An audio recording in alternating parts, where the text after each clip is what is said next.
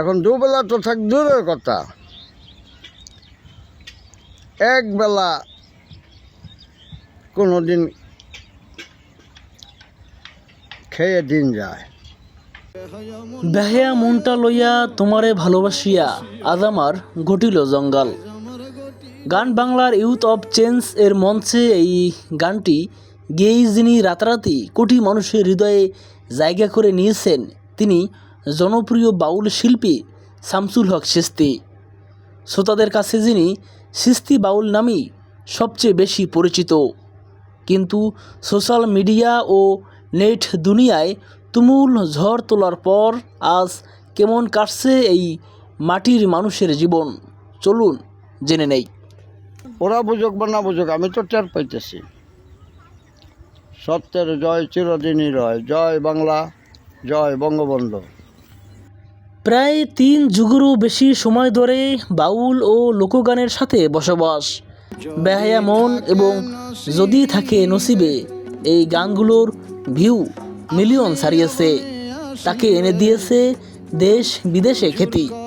কিন্তু এত বড় মাপের শিল্পী হওয়ার পরেও তারকা খ্যাতির জৌলস তাকে কখনোই শেকড় থেকে বিচ্ছিন্ন করতে পারেনি।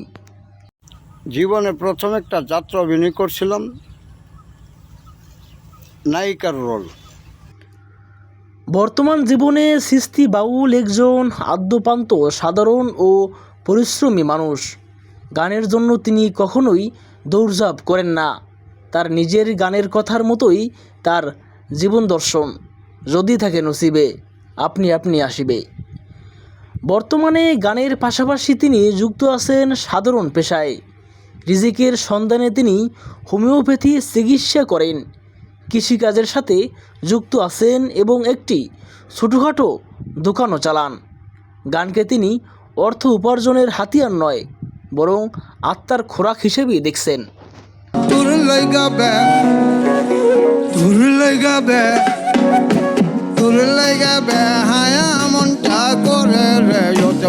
কয়েক বছর আগে তিনি সবাইকে চমকে দিয়েছিলেন ম্যাজিক বাউলিয়ানা রিয়েলিটি শোতে একজন সাধারণ প্রতিযোগী হিসেবে অংশ নিয়ে, যেখানে তিনি নিজেই একজন বিচারক হওয়ার যোগ্যতা রাখেন।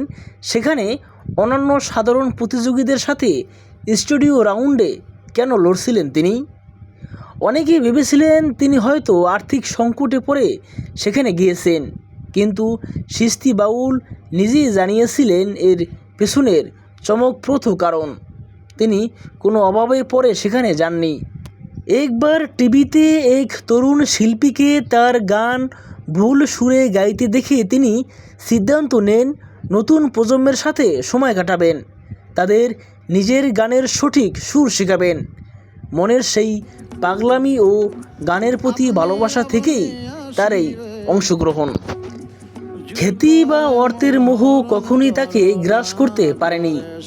আধুনিক ফিউশন মিউজিকের ভিড়ে তিনি যেমন সাবলীল, তেমনি গ্রামের ধুলোমাখা মিঠু মঞ্চেও তিনি অনন্য। চিশতি বাউল প্রমাণ করেছেন মাটির গান গাইতে হলে মাটির কাছাকাছি থাকতে হয়।